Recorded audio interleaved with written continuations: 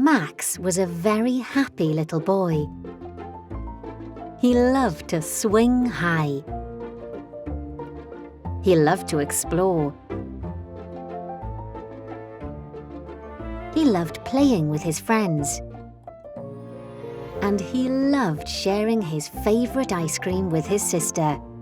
But one day, a worry found Max. It followed him around.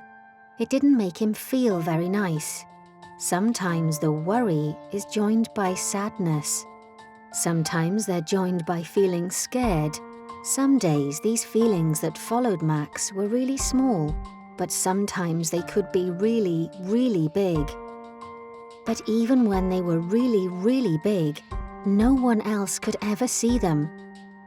Max tried to tell them to go away, but they just wouldn't go.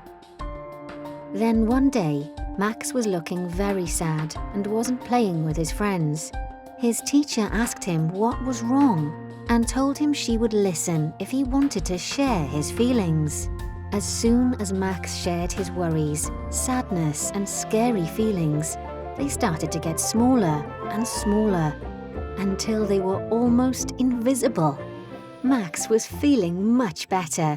If you feel scared or worried about something, it's good to remember that there are always people who will listen.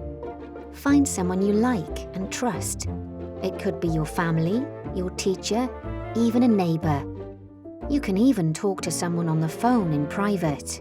Remember how much better Max felt after sharing his feelings. Tell someone how you feel, and you might feel better too. Call Childline on 0800 1111 or speak to someone you trust.